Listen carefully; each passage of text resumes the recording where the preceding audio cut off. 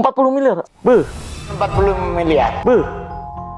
Di Gunung Kawi itu yang paling janggal dan paling lu nggak bisa percaya itu apa aja? Yang paling janggal. Doanya tuh pakai dupa. Oke. Syaratnya ritualnya dupa dan kembang 3 rupa. Bang Marcel pernah nggak sampai ditawarin duit untuk tutup mulut? Pernah. Berkali-kali pernah. Sama dukun-dukun yang saya grebek.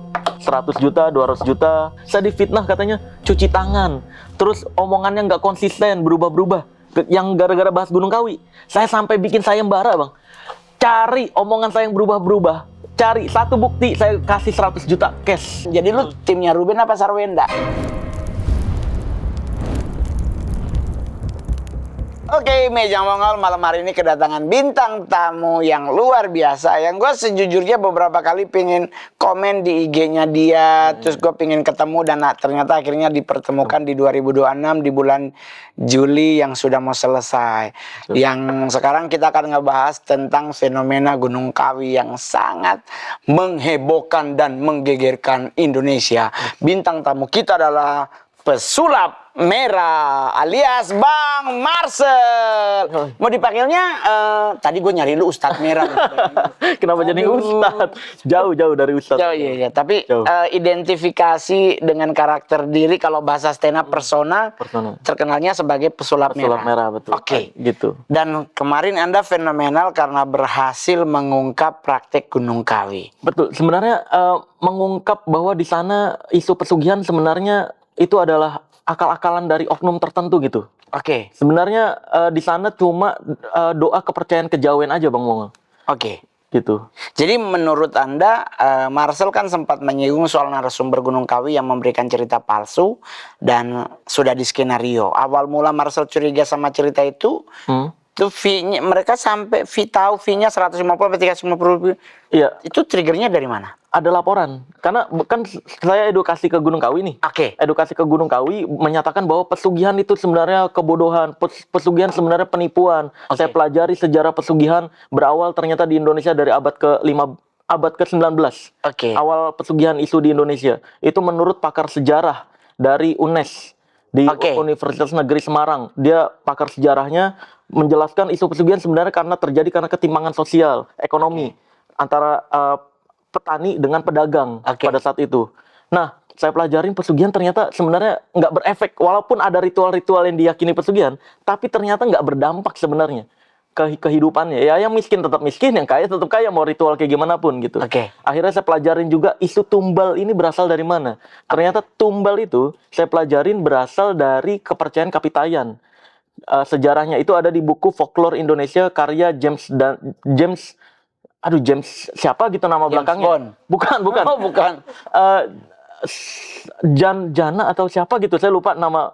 Folklore Indonesia bukunya, nama judulnya. Di situ dituliskan itu sebenarnya kepercayaan dari Kapitayan, dan di situ itu sebenarnya segala yang itu dipercaya sama orang Kapitayan memiliki kekuatan goib.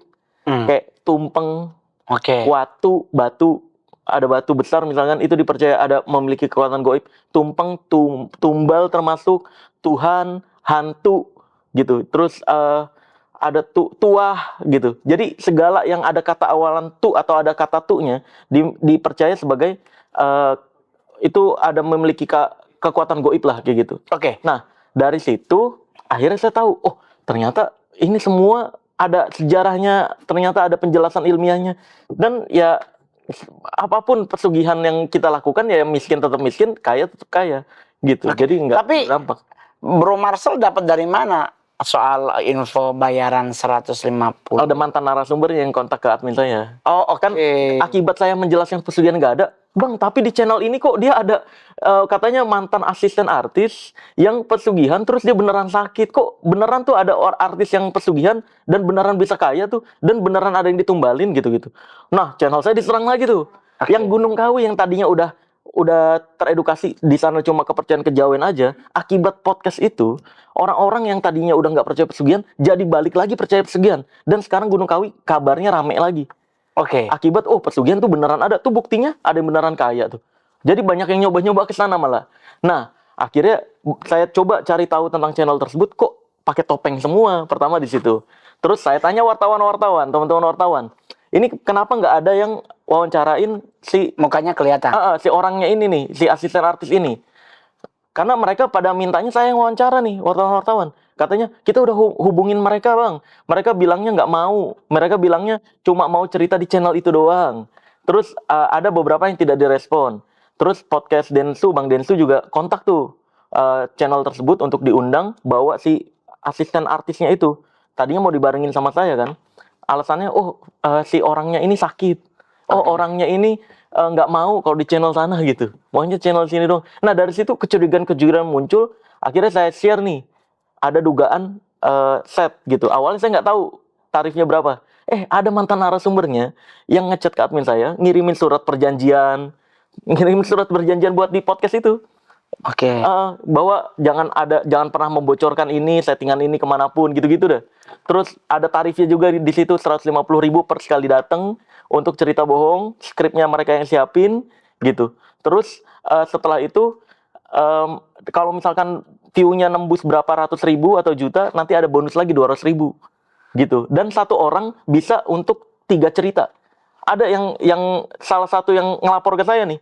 Bang, saya ini merasa berdosa sebenarnya, makanya mau menyampaikan ini ke Bang Marcel gitu. Oke. Dikirimin bukti-buktinya. Awalnya dia nggak pakai topeng, terus pakai topeng setengah, terus di video ketiganya pakai topeng full, terus tangannya suruh ke bawah aja. Saya ngeliat, pantesan ya. Jadi pantesan bajunya ditutupin sampai sini-sininya. Bisa jadi itu sebenarnya udah di podcast Rekayasa. lain. Iya, podcast lain. Nah, ada 3 orang yang lapor ke saya, Bang. Ada tetangganya, mantan karyawan pernah kerja di situ. Oke. Dia jadi tahu. Terus yang kedua narasumbernya. Yang ketiga narasumbernya juga. Dia tadinya punya cerita horor, diajuin. Tapi ternyata si orang sananya, si podcastnya bilang, ini cerita horornya kurang bagus. Kita lagi butuh cerita pesugihan. Mau nggak kalau kita bikinin skrip tentang pesugihan? Ada bukti screenshotnya dikirimin ke saya. Cuma kan ini privacy si pelapor ya. Oke. Khawatirnya dia yang diserang. Berarti Bro Marcel udah nonton kontennya dong? Udah. Dan menurut Bro Marcel, dari nonton konten tersebut, kejanggalan-kejanggalan itu yang akhirnya Bro Marcel sampaikan ke publik bahwa ternyata semuanya settingan, direkayasa. Direkayasa, betul. Oke. Karena kalau cerita horor yang asli-asli itu biasanya nggak ditutup-tutupin lah, Bang. Dan biasanya digilir tuh. Kayak rame di channel ini, ntar ada diundang juga ke channel ini, diundang juga ke channel ini. Biasanya gitu tuh. Tapi kan Bro Marcel jangan juga kita lupa bahwa Gunung Kawi ini kan identifikasi sebagai tempat bahasa majalah misteri, ngalap berkah. Ngalap berkah, iya. Ya kan? Iya, benar. Itu udah dari kapan tahun sejujurnya kan. Betul. Boomingnya kan gara-gara kasus yang itu Gunung Kawi, mohon maaf, itu boomingnya setelah yang artis itu ke sana ya? Iya, yang itu kan? Iya, benar. Nah, tapi kan sebenarnya dari zaman-zaman dulu juga sebelum kita mungkin besar sudah ada cerita tentang tempat tersebut. Tapi bahasa dulunya tuh namanya ngalap berkah. Ya, betul. Karena konon kabarnya tempat tersebut memberi doanya gampang diijabah, gampang dikabulkan. Iya, kalau doa untuk mencari kekayaan katanya lebih gampang. Bukan hanya kekayaan tapi juga jodoh dan apapun doanya sebenarnya. Bagi kepercayaan kejawen, doa di sana itu lebih mudah dikabulkan. Kayak dalam Islam tuh kalau umroh atau haji, doa di depan Ka'bah kepercayaannya lebih mudah dikabulkan. Wah, gua kan jomblo, Bro. Nah, apa perlu ke sana ya? Ke Ka'bah aja, Bang. Mending Asadu. Kan soalnya gue kemarin dengar katanya memperlancar jodoh. Otak gue lah miring-miring juga. Apa gue kesana ya? Tapi kalau agak sulit tuh. Tapi lo punya keinginan nggak sih ketemu dengan orang yang bikin konten tersebut? Pengen ngebuktiin. Ini coba dong asisten artis siapa kalau emang bener. Karena asumsinya jadi menyebar dan jadi terfitnah. Gunung Kawinya terfitnah. Ada artis yang terfitnah juga. Betul. Gitu. Ini terlalu miris gitu, terlalu parah lah gitu. Karena asumsinya menyebar liar banget. Mereka nggak nyebutin nama, iya. Tapi ceritanya dimirip-miripin. Oke. Sama yang terkenal ini nih. Dan etika di kita konten kreator juga harus mempertanggungjawabkan kan. Betul. Kalau ada seseorang yang terfitnah, kita sebagai konten kreator juga harus mempertanggungjawabkan. Itu benar nggak si orang itu yang tertuduh gitu. Oke, betul. Makanya, betul.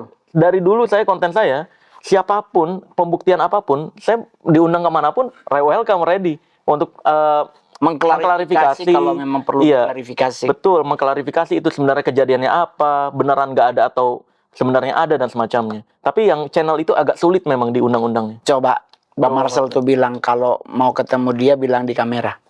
Oh, iya, untuk nyebut channel aja nggak apa-apa. Terserah. Iya, untuk channel Jejak Backpacker, ini nanti potong-potong sih malesnya. Untuk channel Jejak Backpacker, coba kalau memang tuduhan saya tidak sesuai, laporkan saya ke hukum. Laporkan kalau berani. Kalau misalkan laporannya terbukti salah, saya ada bukti-buktinya nih.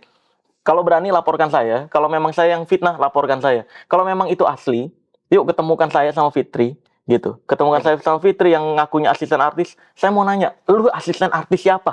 Karena Ruben, saya deketnya sama Ruben, Bang. Iya. Ruben menyatakan itu bukan siapa-siapa. Nggak kenal. Oke. Gitu. Oke. Terus dituduh netizen, saya malah, wah lu cuci tangan ya takut mencuci namanya Sarwenda. Lah, saya nggak kenal Sarwenda. Saya nggak kenal, nggak pernah ketemu. Yang saya ketemu berkali-kali, bahkan umroh bareng sama Rubennya. Tapi Bang, Bang Marcel pernah nggak sampai ditawarin duit untuk tutup mulut? Pernah. Berkali-kali pernah. Sama dukun-dukun yang saya grebek. Tapi ada yang dari mulai 30 juta, 100 juta, 200 juta. Tapi saya bilang, kalau uang segitu, gue yang bayar lu deh buat jujur. Buat tutup channel gimana? Nggak mau mereka. Tapi alhamdulillah, walaupun mereka nggak mau jujur, akhirnya mereka terkena kasusnya masing-masing. Kayak Samsudin, dia dipenjara karena konten hoaxnya. Dulu awalnya saya nggak dipercaya juga tuh. Awalnya saya yang bilangnya pesulap merah memfitnah Samsudin. Wow, ternyata Samsudin akhirnya dipenjara kan. 2,5 tahun, tapi akhirnya diputuskan cuma 4 bulan di penjara. Oke. Bebas bersyarat. Berarti kan kita baliknya ke sisi bisnis berarti. Betul. Ya. Wah, bisnis, sisi gelap bisnis ketakutan di Indonesia ini sejujurnya lumayan laku ya. Betul. Jadi kenapa sih orang-orang pinter, bahkan orang-orang pinter pun sampai bisa tertipu ya? Iya benar. Itu kenapa, bro? Dimas Kanjeng juga seperti itu.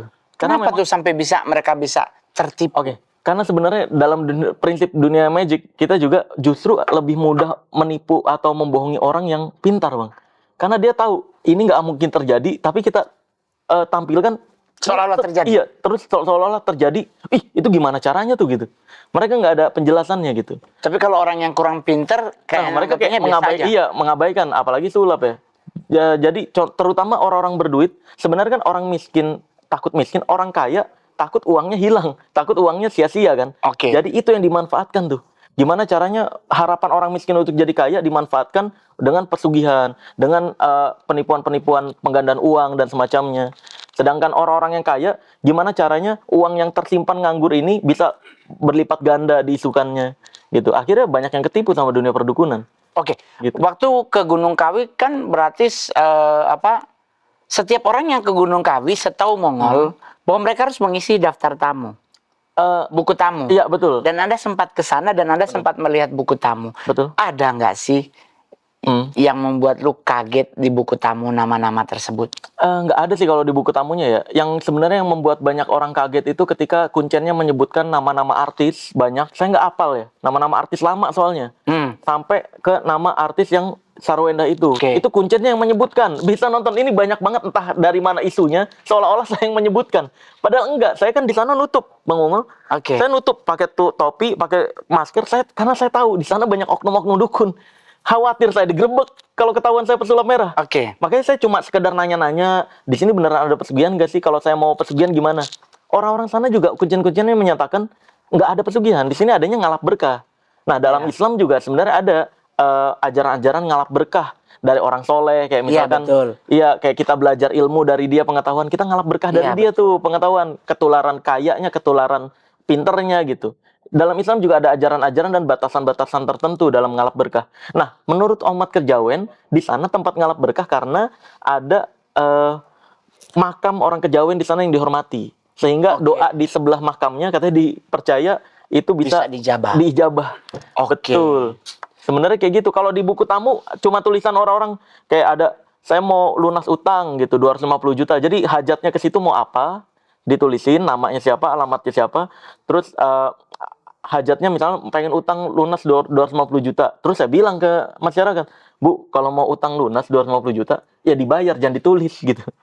Jadi Oke. ditulis, terus di situ juga ditulisin pengen punya istri 2 gitu.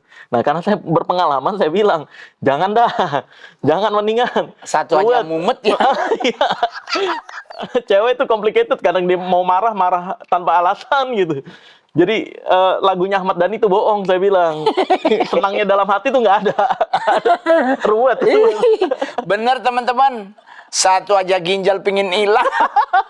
Dua. Bener. Aduh, tiap hari apalagi bini sih aman, tapi mertua datang. Iya, Jadi gue mertua punya 4. syarat. Apa tuh? Sekarang gue punya syarat kalau untuk jadi istri Mongol tuh syaratnya cuma 2. Apa tuh? Yatim piatu, Yatim. anak tunggal. Yatim, kenapa? Biar nggak ada ngerecokin ya. Iya, jadi nggak ada mertua gue. Terus anak tunggal nggak ada ipar. Nggak ada ipar ya. Karena ipar adalah mautku. Tapi kan Oh, iya. konon kabarnya juga Marcel nih, kan lu udah kesana ya. Iya. Kalau Mongol tuh belum, Sir. Betul. Tapi kan lu juga beredar tentang mahar. Mahar, oh iya Mahar di sana benar. dari 200.000 Iya, sampai iya, sepersekian benar. juta. Nah itu maharnya itu dikasih ke siapa? Nah, saya tanya tentang mahar ke keluarga Pesarian Gunung Kawi. Jadi Bang, di sana ada 2 tempat Bang. Ada Pesarian Gunung Kawi sama Keraton Gunung Kawi. Oke. 2 tempat ini tidak saling terhubung. Oke. 2 tempat ini saling bersaingan lah, bisa dibilang. Oke. Gitu. Nah, Pesarian Gunung Kawi ini yang dimakamkan adalah penyiar agama Islam di Oke. zamannya. Nah, sedangkan Keraton Gunung Kawi yang dimakamkan di situ adalah orang-orang Kejawen. Oke. Nah, saya nanya ke pesariannya, Oke. itu nggak ada Bang. Di sana itu bukan dari kami. Ke keratonnya juga bukan dari kami. Itu jadi oknum yang brosur itu. Brosur yang 200.000 dapat berapa miliar. 2 juta dapat berapa miliar. Itu oknum yang menyebarkan. Yang nyebarin isu pesugihan di sana. Gue juga pernah begitu tuh. Apa? Di WA. DWA. Bang Mongol, pingin nggak duitnya digandain Waduh. biar makin banyak. Terus, Dia kasih tahu maharnya. Untuk 1M sepersekian. nah, Toh untuk bisa jadi begini sepersekian. Gue balasnya juga sama kayak orang biasa aja. aman. Kenapa duitnya bapak aja Iya. nggak digandain? Iya betul. Kenapa Iya, mau kenapa harus duit gandain? kita gitu ya? Iya. Kan lu punya duit, Iya, bener-bener. lu punya duit 20 juta, ya lu gandain aja gitu Iya, loh. bener. Kenapa harus duit gue gitu? Bener. Kadang-kadang logically-nya kadang-kadang ya itu. Tapi yang menurut lu di Gunung Kawi itu yang paling janggal dan paling lu nggak bisa percaya itu apa aja? Yang paling janggal, sebenarnya nggak ada kejanggalan-kejanggalan gimana-gimana ya di sana ya. Cuma itu ya lagi-lagi doa menurut kepercayaan kejawen aja, seperti yang saya bahas, seperti yang kuncen-kuncennya udah jelaskan juga di channel saya. Di sana tuh cuma syaratnya kan doanya tuh pakai dupa memang. Oke. Syaratnya ritualnya dupa dan kembang 3 rupa Oke. gitu. Nah, menurut kepercayaan kejawen nih, teman-teman perlu tahu dulu nih. Kebetulan teman-teman saya banyak yang kejawen karena isu pesugihan ini seolah-olah ibadahnya umat kejawen jadi terdiskreditkan. Betul, Jadi dianggapnya negatif betul. gitu. Padahal itu ibadahnya umat kejawen loh, kepercayaan kejawen. Dupa itu maksudnya bukan nyembah jin gitu, bukan. Menurut umat kejawen, dupa asapnya itu ketika kita berdoa, kata-kata kita akan dibawa asap menuju Sang Maha Iya. Esa, Sang Tuhan gitu. Oke, Jadi betul. lebih mudah dikabulkan. Terus kembang itu juga sebagai rasa syukur kayak gitu-gitu dah. Jadi memang nggak ada berhubungan dengan jin-jinan. Banyak yang disalahartikan akibat isu pesugihan ini. Gunung Kawi itu dari dulu pengen klarifikasi sebenarnya Bang. Menurut keturunan pesarian Gunung Kawinya. Karena jadi tercemar, jadi orang-orang yang nyewa lahan di sana untuk jualan, jadi nggak ada yang datang ke sana. Karena ketika di Indonesia nih, ketika orang ditanya, lu mau kemana? Ke Gunung Kawi. Konotasinya udah negatif banget. Iya, image-nya udah Image-nya kurang. negatif. Nah, jadi sebenarnya orang-orang pesarian Gunung Kawi, Keraton Gunung Kawi, dari dulu pengen mengklarifikasi. Di sini nggak ada, bukan tempat pesugihan loh. Di sini tempat doa, tempat ziarah kayak gitu. Tempat ngalap berkah menurut kepercayaan kejawen memang. Oke. Di pesarian juga walaupun penyebar agama Islam, di sana ada kepercayaan kejawen yang masih masuk. Kayak Iya, doa pakai dupa dan iya. semacamnya. Jadi belum murni Islam gitu. Berarti menurut Anda beberapa konten-konten yang para kreator mistis itu juga perlu dipertanyakan dong? Ya memang kan, tapi kebanyakan kan nulisin kan hiburan. Kalau cuma sekedar hiburan gitu. Oke. Terus kayak Anda percaya boleh, nggak percaya juga boleh. Termasuk yang di channel itu Bang ditulisin sebenarnya. Oke. Cuma masyarakat Indonesia kan nggak ada yang mau membaca ya.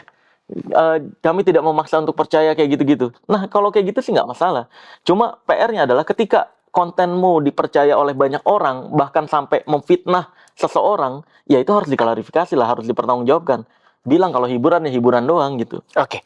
Terus kalau tentang fenomena paranormal yang jual jasa cleansing, Cleansing apa? pembersihan, Pembersihan. gitu, iya. Oh. Menurut lu gimana? Pembersihan ini makhluk Mungkin goib. iya, mungkin terpapar hal-hal yang tidak baik.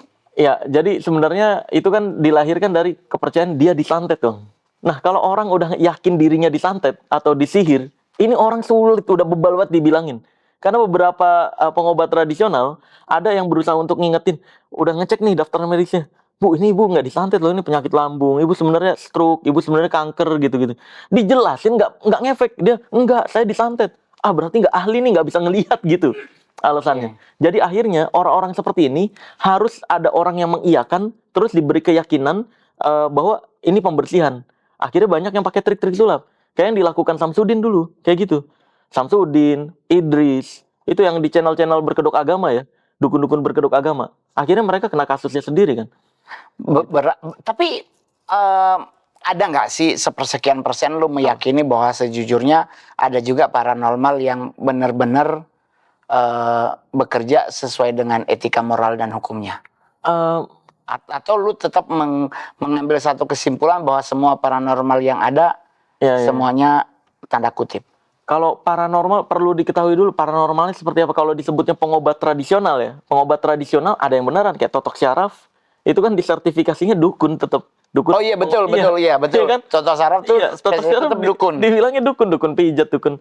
Nah, jadi sebenarnya kalau pengobat tradisional yang sesuai Indonesia 1700 itu Bang, tahun 1700 itu sejarahnya di kamus Jawa gitu, kamus Inggris Melayu, kamus Inggris Melayu di tahun 1700, arti dukun itu pengobat tradisional Bang, nggak ada hubungannya sama mistik, magic dan semacamnya, nggak ada. Dukun itu berganti arti dari tahun 1800-an ketika sekolah dokter pertama dibangun di Jawa. Oke. Nah, di situ ada pertempuran antara dunia dokter dan pengobat tradisional. Oke. Dunia pengobat tradisional jadi berkurang akibat adanya dokter. Akhirnya dibuatlah isu-isu kalau dokter itu cuma bisa ngobatin medis doang. Kami bisa ngobatin non medis juga. Yang tadinya pakai racikan-racikan jadi berkedoknya goib pengobat tradisional. Oke. Muncullah dukun-dukun yang ngakunya bisa ngatur hal goib di tahun tersebut untuk bisa tetap dapat pasien. Sehingga orang sakit apapun dianggapnya, wah ini pasti kena santet nih. Nggak mungkin ke dokter nih. Kalau ke dokter kamu keluar duit doang nggak sembuh gitu. Oke. Diisukannya. Tapi kalau soal ruqyah gimana? Ruqyah itu pengobatan metode Islam sebenarnya kan. Oke. Ruqyah artinya mantra kalau dalam bahasa Indonesianya gitu. Nah, tapi ruqyah yang asli itu cuma baca Al-Qur'an, Bang. Oke. Baca Al-Qur'an sesuai dalil-dalilnya. Kalau sakit mental ada dalilnya baca ini. Oke. Gitu. Nggak ada yang aneh-aneh, nggak ada yang kayak gini. Nggak ada. Oh iya. Itu bukan Islam. Apa begini? Iya, kan ada wah, napasnya bunyi. Wah, gitu-gitu. Nggak ada tuh yang aneh-aneh kayak gitu. Iya, betul. Ruqyah kan memang cuman Iya, ruqyah betul. Membaca Quran. Membaca Quran. Dan kalau kita belajar sainsnya kepercayaannya lagi, kayak misalnya umat Kristen atau umat Katolik yang kuat kepercayaannya, kalau dia sakit di ruqyah nggak bakal kenapa-kenapa, Bang. Karena bagi dia itu nggak benar. Nah, begitupun umat Islam yang kuat, ketika dia kesurupan dideketin salib nggak ngefek. Iya. Karena kepercayaannya beda gitu. Itu yang Mongol bilang, Indonesia tuh kalau ngusir setan harusnya tanya dulu setannya agama apa. Karena takutnya dibacain ayat Alkitab ternyata setannya Muslim. Kan dia nggak hafal. Iya betul. Tapi Bang, Marcel, gua juga pingin ngebahas soal maksudnya orang-orang yang saat ini juga bahkan lu kalau lihat di beberapa kampanye-kampanye kan bahkan orang-orang pinter tuh menjadi salah satu tim sukses. Oh iya betul. Iya kan? Iya lagi. Itu lahan hijaunya begitu ke dukun. Nah itu menurut lu fenomena-fenomena itu cuma berlaku di Indonesia atau juga di negara lain? Kalau nggak tahu ya di negara lain saya belum pernah tahu. Tapi pengobatan tradisional yang berhubungan sama goib-goiban di negara lain ada tapi nggak terlalu berkembang pesat lah. Gitu. Oke. Nggak terlalu berkembang. Tapi kalau di Indonesia itu gampang banget. Pekerjaan tanpa ada resiko. Iya betul. Itu karena saya kan nge-save ya. Ada beberapa dulu saya belajar tentang dunia perdukunan itu ngumpul sama komunitas dukunnya, Bang. Saya jadi punya nomor-nomornya. Nah, itu di story-nya kalau mau pemilihan dibuka nih jasa gitu. 100% pasti terjamin kalau berhasil biayanya sekian. Kalau nggak berhasil uang kembali full. Enak, Bang. Nggak ada resikonya. Kalau dia kepilih dia dapat duit, kagak kepilih tinggal balikin. Selesai. Iya benar ya. Enak tuh nggak ada resiko, nggak disalah-salahin. Ya kan? Biayanya gede, 90, 150 juta. 3 Gitu. miliar. Iya, iya emang ya. Oh ada. Iya, Ada bahkan 40 miliar 40 miliar. 1 tahun. Beuh, enak banget tuh. Kalau mau kaya mah kayak gitu ya. Tapi Sel, kalau untuk saat ini nih di Indonesia berarti berarti lu mempercayai nggak sih makhluk gaib? Percaya, makhluk goib percaya. Karena di semua agama mewajibkan percaya hal goib. Ini banyak yang orang yang salah tangkap. Seolah-olah pesulap merah tuh nggak percaya hal goib kan. Dianggapnya kan. Padahal saya berkali-kali bilang, semua agama itu mewajibkan percaya hal goib. Termasuk saya. Surga, neraka, malaikat, jin, Tuhan, dan semacam. Itu kan bagian dari hal goib. Gitu. Itu wajib dipercayai. Tapi ingat juga, semua agama melarang keras percaya dukun. Iya betul. Iya kan? Ada nggak satu agama aja atau ajaran, bahkan ateis pun nggak membolehkan percaya dukun, menganggap dukun itu pembodohan gitu. Karena udah nggak rasional, pakainya trik sulap gitu kan. Nah maka dari itu, kenapa dukun ini nggak dimasukkan ke dalam hal goib? Kan seharusnya dia bagian dari goib kan, bisa ngatur. Setelah saya pelajarin, ternyata dukun nggak bisa tahu tentang hal goib bang. Mereka orang yang pura-pura tahu tentang hal goib, kayak pura-pura bisa narik paku dari dalam perut lah katanya, santet, trik semuanya. Itu semuanya trik. Trik semuanya. Tapi kalau itu kan berarti soal hal goib. Kalau soal satanik lu mau percaya nggak bahwa mereka komunitas ini ada? Satanik percaya, tahu kan ada gereja setan. Nah itu yang saya mau tanya, kenapa nanya ke gue? ini mumpung ketemu Bang Mongol, banyak juga yang nanya, tuh bahas Mongol dong, satanik. Saya nanya, kenapa cuma gereja setan? Kenapa nggak masjid setan nggak ada? Kenapa cuma ada di agama Kristen doang? Sebenarnya semua agama ada bang. Masjid setan lu gitu. Boleh enggak, jadi lu boleh cek bahkan sampai ke Malaysia. Beberapa anak-anak muda di Malaysia tuh pasti yang pernah terlibat dunia satanik tuh pasti punya ciri-ciri tertentu yang berhubungan dengan satanik. Itu mereka pasti ada namanya kan ciri khas. Kalau dia bagian ini dia pakai aksesoris ini gitu. Tapi berarti lu maksudnya percaya itu memang ada sejarahnya juga kan? Itu iya, berdirikan juga dari sakit hati. Betul. Iya benar. Katanya ada sejarahnya macam-macam sih. Saya pelajari jadi, juga. Tapi paling inti dari sakit hati gara-gara bapaknya dipecat gereja. Oh gitu. Iya, itu sakit hati. Dia sakit hati banget sama gereja. Orang bapaknya full timer gereja, otomatis nggak punya pekerjaan lain, Pak. Mohon maaf kalau dia pendeta merangkap pengusaha, dipecat pendeta dia masih pengusaha. Iya. Kalau ini bapaknya benar-benar pekerjaan utamanya. Pekerjaan utama. Aduh. Dipecat, berarti kan keluar nggak ada penghasilan dong. Iya benar. Sakit hati anaknya. Akhirnya bentuklah organisasi sendiri. Oh oke. Dia ngejek Tuhan kan ya? Iya. Maksudnya dia kayak, ya udah gue lihat noh. Gue tanpa Tuhan kira-kira gimana? Gitu ajarannya. Akhirnya terbentuklah itu. Tapi Bang Marcel Mongol mau minta tolong liatin sebuah video.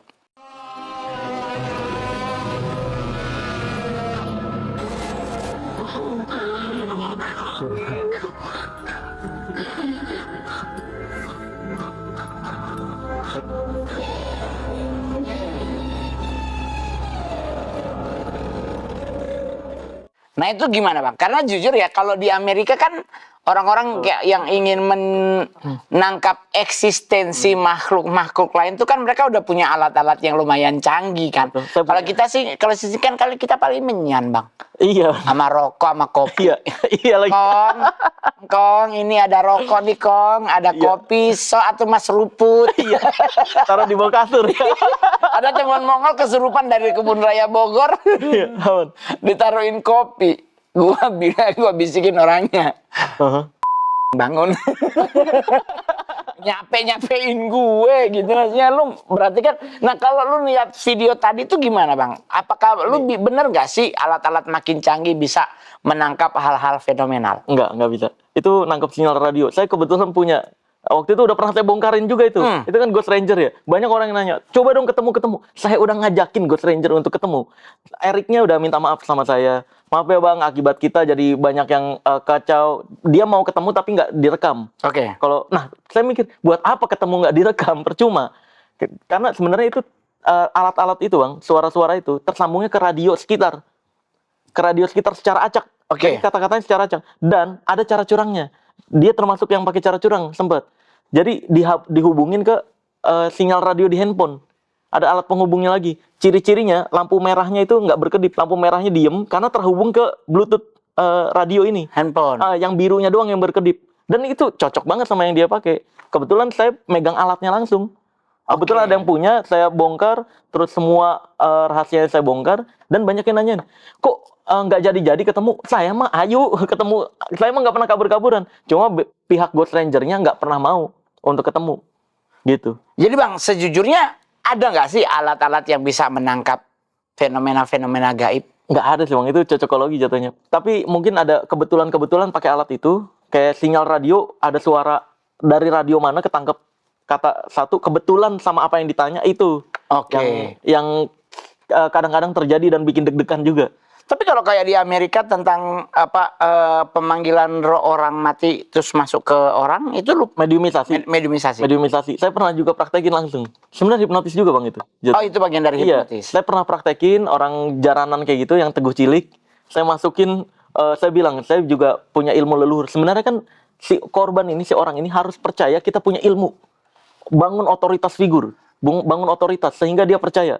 Saya tinggal bilang, saya bilang di situ. Bohong sebenarnya. Saya punya juga dari ilmu leluhur, saya bisa masukin jin ke dalam tubuh. Kamu mau nyoba saya masukin macan nggak gitu? Saya masukin, langsung kesurupan dia. Wow, kayak gitu-gitu. Oke, Nah. berarti ilmu leluhur juga tetap lu percayai. Yang mana? Maksudnya ilmu leluhur Enggak. nggak perlu percayai. Enggak. Tapi di saat lu mencoba masukin macan, Kan itu ini suges. kesuges. Jadi gue harus membuat dia percaya seolah-olah gue punya ilmu gitu Bang. Oke. Dengan itu suges, bentuk suges biar dia percaya gue punya ilmu. Sebenarnya itu sugesti. Sebenarnya sugesti nonverbal. Kita gitu, terus giniin doang di punggungnya, langsung masuk gitu. Orang-orang sugestible gampang. Bahkan buka mata batin. Saya pernah praktekin juga, saya bongkar. Cari orang yang percaya mata batin di jalan, terus saya bilang gitu, saya juga punya ilmu leluhur, bisa bilangnya gitu aja. Atau mau saya punya ilmu dari gunung, gitu. Dikasih Tuhan langsung, saya bisa buka mata batin, kamu bisa ngelihat hantu-hantu gitu. Siap ya, siap. Udah, saya cuma garet-garet gini Bang. Ini sugesti nonverbal namanya. Dengan dia yakin, terus pas mau buka mata saya bilang, siap-siap ya. Ini kamu jangan takut, dia nggak nyerang. Itu sugesti sebenarnya. Kamu akan ngelihat hal-hal yang kamu takuti. Buka mata, langsung gitu. Wah, ada kuyang-kuyang gitu-gitu. Mau kabur ya, saya tahan. Tapi elunya ngelihat kuyang. Ya kagak lah. Kagak lah. Kan itu Tapi lu sendiri merasa nggak bahwa six sense itu ada? six sense indra keenam ya. Iya. Itu intuisi atau insting yang berlebih aja sih Bang, yang bisa merasakan tanda-tanda kecil di orang kayak indigo. Indigo itu kan sejarahnya populernya dari bukunya Nancy Enthorpe itu Bang, tahun 1970. Kata indigo pertama keluar di pelaku pembaca aura tuh Bang. Sebenarnya Nancy Enthorpe itu nulis buku, terus dia bilang ada orang yang memiliki aura berwarna biru gelap, yaitu indigo. Orang indigo ini sebenarnya adalah orang biasa, tapi dia punya intuisi atau insting berlebih, di mana ketika ngelihat orang misalkan, dia ngelihat tanda-tanda kecil gitu Bang. Oh, ini orang ini lagi ngebohong nih gitu. Oh, orang ini lagi mikirin ada masalah ekonomi gitu. Jadi dia punya insting nangkep gambaran itu gitu. Nah, itu pertama kali indigo, mungkin itu yang dimaksud indra keenam. Oke. Insting berlebih. Oh, berarti indigo six sense itu merupakan bagian dari insting yang berlebih. Iya, insting atau intuisi lah, intuisi yang berlebih gitu. Berarti Kayak misalkan wanita, suaminya izin kemana, kayaknya enggak dah, gitu. Kayaknya bohong nih gitu. oke. Itu. Biasa berarti feel aja juga ya. Feel, iya, dan biasanya malah gambaran-gambarannya nggak masuk akal gitu Bang. Beneran dia izinnya misalkan basket, muncul gambaran kayaknya dia ke hotel ini deh gitu. Ada beberapa kejadian kayak gitu. Kayaknya dia ke hotel ini deh. Dikonfirmasi, dicari, beneran ada di hotel itu ternyata.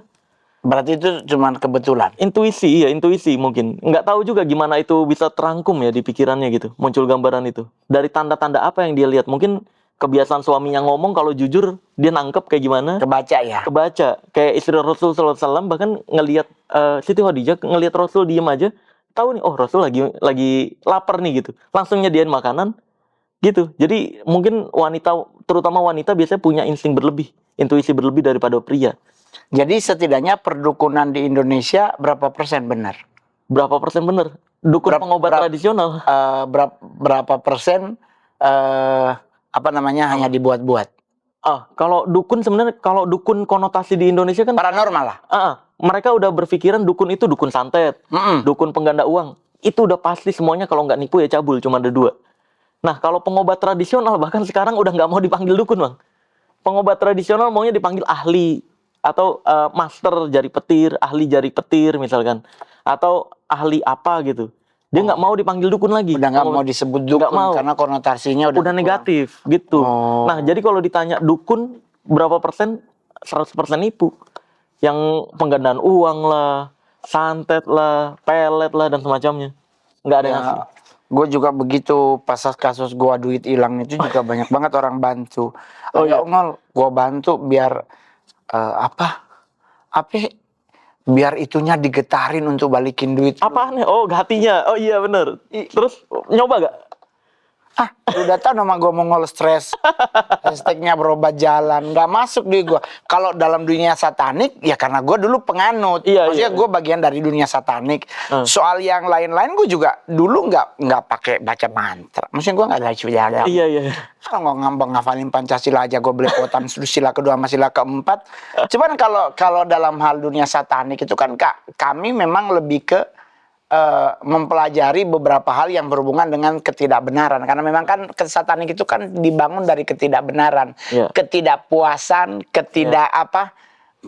ketidakridoan, bahwa karena kan memang bersumber dari dua, kebenaran pasti ada nggak benar, betul. ya kan, Tuhan pasti ada lawannya, Ada lawan. Nah, iya betul. surga pasti ada neraka, nggak mungkin ada cuma surga doang. Kalaupun ada yang tidak mempercayai tidak ada neraka, ya Ya, terserah lu. Iya benar. Tapi kalau kita beragama yang agama Abrahamik, Islam, Kristen, Jewish, itu pasti mempercayai bahwa ada surga, pasti ada neraka. Iya betul. Iya toh? Iya benar. Nah, cuman karena ketidakpuasan tersebut, karena kesakit hatian tersebut, akhirnya tercetuslah ketidakbenaran tersebut. Tapi kan balik lagi, dalam setiap konten itu saya selalu bilang bahwa masing-masing. Iya benar. If you believe, Betul. believe. If you not believe, jangan paksa orang yang tidak percaya untuk percaya. Setuju. Tapi jangan paksa orang yang percaya untuk tidak percaya. Iya, betul. Ribut sampai Tuhan datang. Iya betul. Setuju. Tapi ini Bang, sebagai konten kreator kan etikanya kita mempertanggungjawabkan konten yang kita buat kan. Iya, ketika itu terbuat asumsi dan merugikan orang lain atau tempat. Nah, itu sebenarnya harus paham etika-etika jadi kreator juga. Nah, itu yang jadi permasalahan. Itu yang gue selalu juga bilang bahwa oknum tertentu dalam dunia paranormal ya banyak yang nipu. Banyak, betul. Tapi ada satu hal yang nggak bisa ditipu. Ini bro. Idih, apa itu? Ini namanya Dilan Maca Crunchy Caramel. Ini adalah makanan yang paling enak. Lu mau kemana juga siap, dia nggak ribet. Mau ditaruh di mana juga nggak ribet. Tinggal dibuka aja bro. Iya kan? Empuk nih, empuk ya. Iya. Ini boleh dibuka nih? Gas. Asik. Jangan sia-siakan. Jadi Dilan Maca Crunchy Caramel ini merupakan salah satu varian dari Dilan Maca series. Dilan Maca Crunchy Caramel punya rasa sensasi yang enak banget. Karena Dilan Maca Crunchy Caramel ini dilengkapi dengan kelezatan vanila, karamel, dan matcha yang enaknya bikin tenang di hati.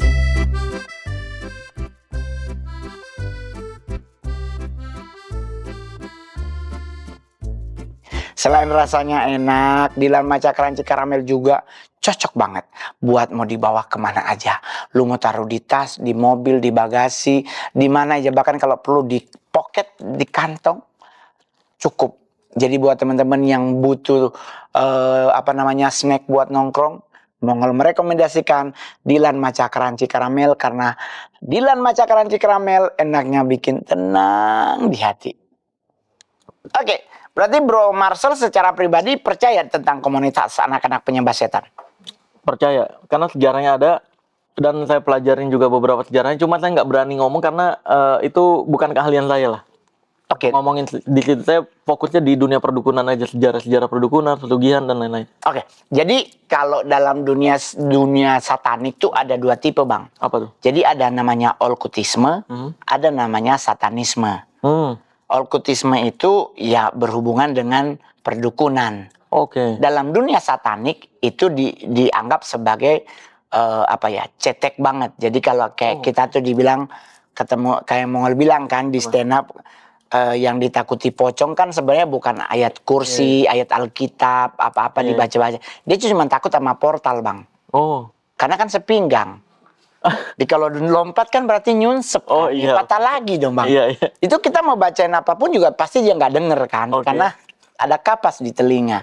emang ada kapas? Kan orang mati kapas di hidung sama telinga. Iya, oke. Jadi selama kapas nggak dicabut kan dia begini aja Bang. Iya. Nah, jadi terus berarti Bro Marcel juga sempat mempelajari ya tentang satanisme tersebut. Iya, dari beberapa orang, betul. Literasi. Sejarahnya Oke. aja. Kayak terciptanya gimana gitu. Oke, terciptanya dari. Tapi kegiatannya apa nggak tahu. Nggak tahu. Nggak tahu. Terus tentang gua gimana? Apa? Tentang Mongol. Yang mana nih? Yang tentang satanis. Apa yang followernya Marcel Holic? Kenapa? Ya, persulap merah. Ilmu merah. Oh namanya ilmu Iya, merah. ilmu merah, iya. Kalau gue mau ngolovers ini. Oke. Kalau Marcel berarti Ilmu merah, iya. Menurut teman-teman ilmu merah gimana?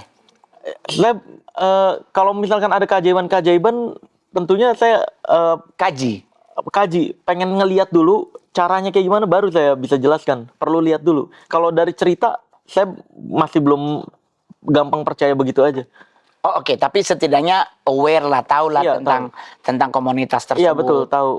Dan memang ada, terus ada juga sejarahnya kan yang ini ya, Bang Mongol ya, yang zaman dulu yang wilayah mana ya? Amerika atau Afrika gitu yang dipaksa untuk masuk ke Kristen, orang Yahudi dan umat Islam kan. Di situ pilihannya cuma ada 3 kan ya, yang masuk ke Kristen, atau yang kedua mati, atau yang ketiga pindah dari situ. Iya. Gitu. Yang ketiga banyak yang punya duit. Oke. Yang punya duit bisa pindah. Yang kedua ya ini, yang nggak mau pindah tetap ngotot ya mati. Oke. Yang pertama ini ada 2 lagi di dalamnya ternyata. Oke. Saya pernah belajar, nggak tahu benar atau enggak ya. Di dalamnya nanti ada orang-orang yang pura-puranya masuk Kristen tapi ternyata enggak. Tetap menjalankan ajaran Yahudi kayak gitu. Oke. Nah, itu yang sebenarnya yang menentang yang dibilang satanis itu juga, ada aliran itu juga katanya. Oke. Katanya ya, tapi saya nggak tahu detailnya. Tapi kan setidaknya berarti literasinya banyak dong. Iya, betul. Terus menurut Anda, Tapi kalau ada keajaiban yang diceritakan, kayak Bang Mongol ada keajaiban nggak sih? Saya agak lupa juga. Ngapain? Hah? Di dalamnya kayak ada orang terbang kah atau apa gitu? Hah? Ada nggak? Nggak ada. Orang tua aja begitu nggak percaya. Bagus. Berarti, nah itu makanya kalau ada. Cuman kalau gue jujur ya, waktu gue pertama kali gue didoakan oleh seorang pendeta, gue ngalamin bro, mujizat itu. Iya. Bahwa pas gue mau lari, gue nggak bisa lari. Kenapa? Nggak tahu. Tegang. Nggak tahu. Kaki gue nggak gerak. Hah? Kaki gue nggak gerak. Diapain, Bang? Dan gue tumbang. Jatuh gitu? Iya jatuh. Diapain nggak? Ingat nggak? Nggak tahu. Pegang. Gue nggak lihat orangnya. Gue nggak lihat Di orangnya. gereja setan itu? Enggak, di satu lokasi. Jadi gue lagi mau ke satu lokasi, mau ke mall. Beliau kayaknya orang itu ada di dalam. Dan gue jujur itu adalah pengalaman pertama, dan gue sebagai orang percaya ya gue mengimani bahwa itu cara Tuhan untuk membuat gue menjadi Mongol yang lebih baik. Oh, oke. Itu gue yakini. Iya. Karena keyakinan buat gue adalah di agama gue selalu dibilang tuh iman itu adalah sesuatu yang tidak bisa kita lihat, tetapi buktinya nyata. Iya. Dan until now ya buktinya gue jelek bisa jadi artis bro. Berarti yang di atas nggak mungkin bener. susuk. Iya, nggak mungkin pesugihan juga kan lo. Teman gue bilang, Ngol pakai susuk berlian. Gue bilang kalau bini ganteng tuh bukan berlian, operasi. Tanamnya benang bukan susuk ya. Operasi no ke Korea bawa Operasi. foto Lee Min Ho. Iya kan? Nah, kadang-kadang suka nggak logic main. Di saat dunia satanik bro, gue kasih tau sama lu, satanik itu selalu logically main. Iya. Tapi Bisa bawa logik. gue sejujurnya Bang, gue pengen dianggap, kayaknya pesulap merah satanik. Karena kan dianggap satanik kan orang-orang kaya biasanya kan. Orang-orang kaya, orang-orang artis-artis gede gitu. Wah, Iya nggak sih? cuma bang. Apa? Mendingan yang kayak begini aja ngonten dibayar 5 juta, 2 juta, 3 juta, 100 ribu. Lebih bener dapetnya daripada menjual ketidak. Apa? Udah logically main aja. Enggak, maksudnya dianggap gitu Bang. Oh lu pengen dianggap? Iya kan, orang-orang yang kayaknya Bisa yang aja. Biar sekalian pentabisan di bulan Oktober. apaan? Bisa nggak sih Bang, kayak boleh di videoin nggak sih kalau misalnya ada mereka perkumpulan gitu? Gak boleh. Nggak boleh ya? Gak boleh ada handphone. Nah itu dia. Karena memang tertutup kan, ya? Iya, organisasi tertutup. Kayak Triple K. Iya. Di Amerika Triple K aja jangankan tertutup. Muka mereka aja ditutup. Oh, oke. Ya kan ditutup terus cuma Iya, bola yang mata itu doang ya? Oke. Aduh, itu tuh yang Terus- bikin informasinya. Gue mau nanya sama lu. Lu percaya nggak kalau gue udah keluar dari satanik?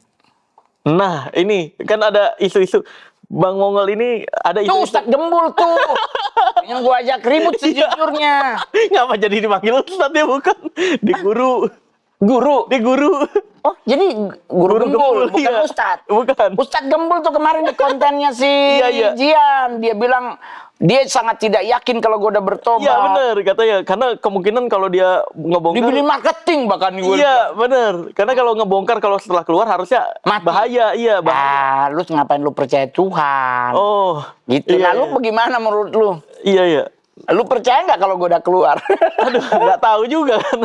Menurut lu aja. Menurut nggak ada masalah kan, kebenaran hakikinya di atas. Iya, menurut gue sih, ya gue selama orang itu mengatakan jujur, gue berusaha percaya aja. Jadi kalau dia misalkan bohong pun tanggung jawab di lu gitu, Bang. Iya benar. Kalau daripada gue bilang enggak lu bohong, ternyata gue salah, gue dosa dong. Betul. Itu, jadi gue percaya aja.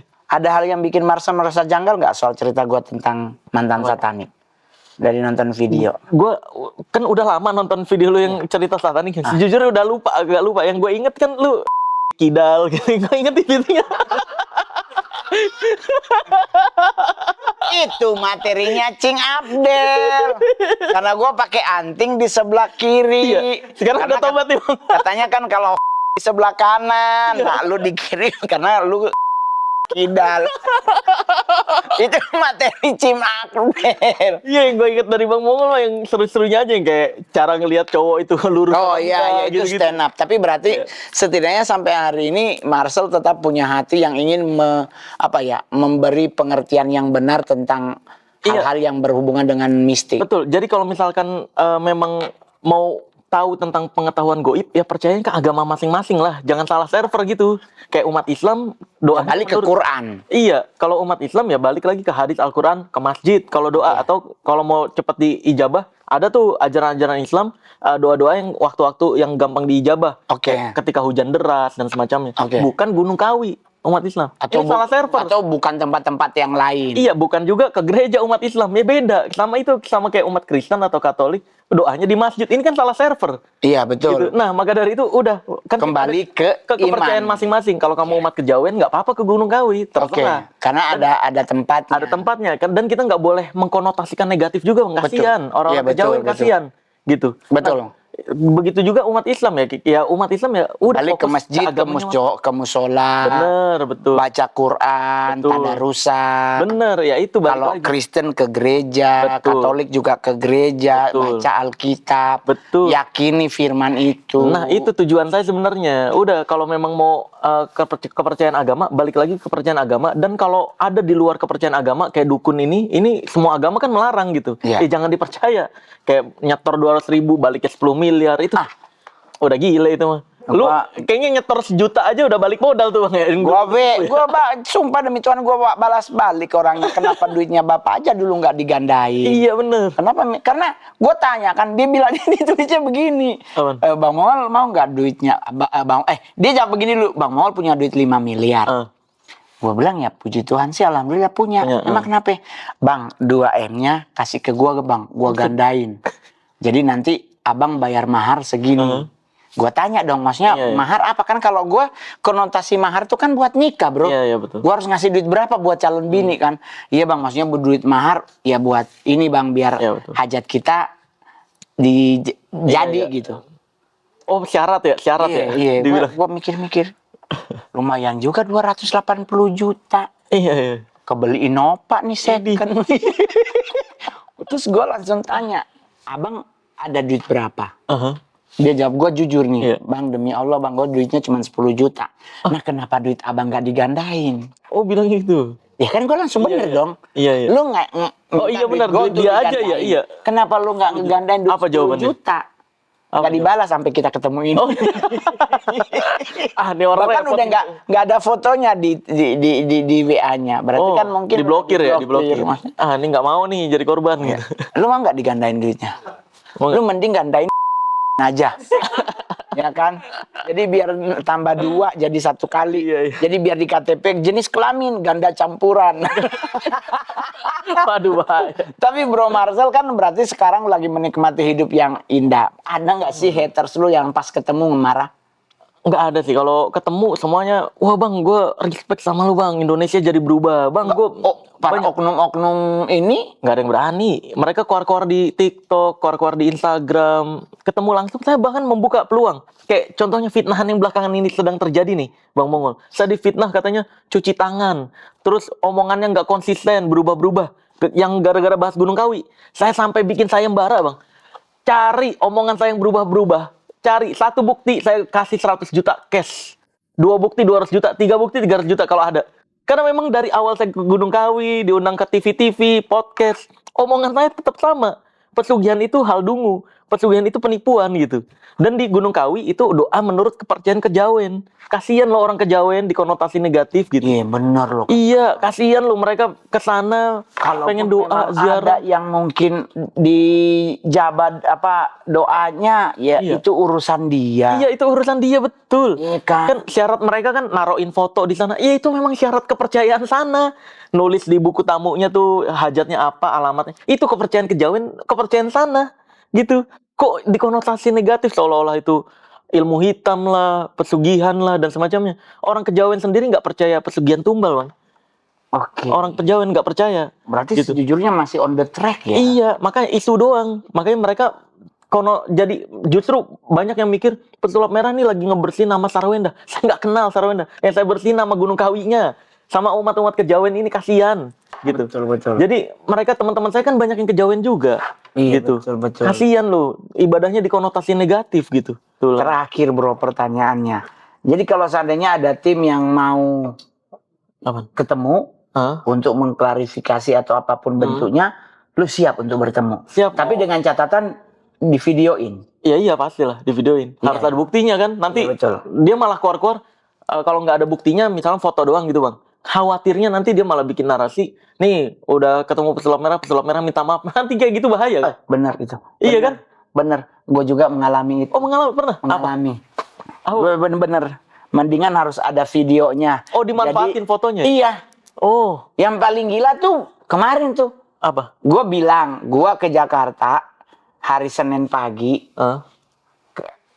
Kan kasusnya Bro Temon Oke. meninggal. Oh, meninggal ya. Kan gue udah di Bali bro. Oke. Jadi gue di Bali. Mm. Gue mau berangkat ke Jakarta. Pesawat bisnisnya udah 20 jutaan, udah 15 jutaan. Nah, Ya gue bilang besoknya baru gue berangkat. Beritanya keluar beda bang. apa? Katanya gue untuk ke ituannya Bro Temon sampai gue rela-rela beri bisnis. Iya bener. Iya berita. Saya baca tuh. Berubah bro. Itu headline Demi tuh. Tuhan, Itu bro. nggak Gua bener. naiknya ekonomi bro. Oh, gitu. Lu gila aja gue beli tiket 15 juta mending gue bayar itu pegadaian. Orang gue itu. Tapi terakhir pertanyaan. Jadi lu timnya Ruben apa Sarwenda? Saya nggak ngerti. Gak ada di tim mana ya? Nggak ada. Orang urusan rumah tangga saya kemarin dikomentarin begitu. Mendingan ngurusin rumah tangga saya nih. Oke. Gitu. Iya. Istri lagi hamil kan. Iya. Udah berapa bulan bro? Ini belum diumumin. Pokoknya Oh nanti aja diumumin. iya, nanti pas aja. mau lahiran aja. Karena khawatir dijadiin konten lagi sama dukun-dukun. Terprediksi anak pesulap merah. Ini gitu. Oh iya benar. Nanti Iya Mak, aja nanti repot. aja. Nanti aja pas Iya, mau bener, lahiran udah happy gitu. Nggak usah cari tahu juga jenis kelaminnya. Iya, emang kenapa? Ya itu kan Mau nggak kidal kayak Bang? bukan. Itu kalau gue masih ingat banget ya di saat bini gue hamil, terus salah satu ustadz di Jatinegara dia bilang begini, Ngol, anak itu adalah titipan Allah. Oke. Yang Iya lu benar. cari tahu. Iya betul. Kalau lu tahu, lu USG berarti lu tahu isinya. Oh. Mendingan lu berjuang untuk lu nggak tahu, tapi lu sebagai seorang ayah sudah punya prepare. Berarti gue udah bikin baju cowok 3, gue bikin baju cewek 3. Oh, oke, nyiapin aja gitu. Iya. Oke. Terus yang kedua, ustadznya bilang begini sama gue, jangan izinkan anakmu menangis kalau cuman karena masalah sepele. Karena senyum anak adalah doa untuk bapaknya. Oh. Jadi gue lakuin itu bro. Iya. Gue nggak akan izinkan anak gue nangis kalau nggak penting. Oh. Dia kalau mau nangis mungkin karena popoknya basah atau apa itu nggak ada masalah. Iya. Tapi kalau nggak tahu bagaimana dia nangis, gue nggak izinin. Gue pingin dia selalu ketawa. Baru yang ketiga, Apa? boleh dipercaya sih jangan ngerokok kata dokter kalau bini lagi hamil. Kitanya? Iya. Kenapa? Katanya asap rokok bisa membuat pertumbuhan bayi dalam janin akan bermasalah.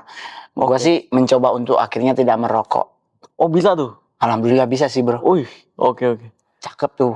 Oke. Anak gue cantik, lu lahirnya cek. Tapi gue waktu itu gue tanya dokter kan, diumuk-umuk loh perut bini gue. Dia bilangnya, Pak, anaknya cowok Pak. Ini dari pengalaman saya bentuk hamil begini. Pegang gitu? Iya. kan dokter kandungan tuh. Oke. Ini pasti Pak cowok. Iya, Di iya. gua beli baju Chelsea. Gua bikin karena gua pencinta Chelsea. Oke. Chelsea sejati, bro. Oke. Lahir anak gua cewek. Prediksi salah ya. Salah prediksi, gua pengen ngamuk sama dokternya. Enggak itu. Tapi setidaknya ya semoga istrinya sehat selalu. Amin. Bang Marcel juga sehat selalu. Amin. Pokoknya apapun yang terjadi kita tetap ingin membuat warga masyarakat Indonesia pinter. Iya betul, Iya, Dam. benar. Nggak gampang tertipu, terus nggak gampang dibodoh-bodohi. Oke, terima kasih udah hadir. Jadi buat teman-teman juga penonton Meja Mongol jangan lupa ya kan di subscribe dong. Iya. Biar Anda menjadi bagian dari keluarga Meja Mongol. Kalau nggak di subscribe saya santet. Bisa. Ya kan, santet ancaman doang sama dukun-dukun. Oh iya benar Saya ya bisa benar. kayak gitu doang mah. Gua kirim nih. Iya, gue kirim nih. Oke, terima kasih. Bye bye.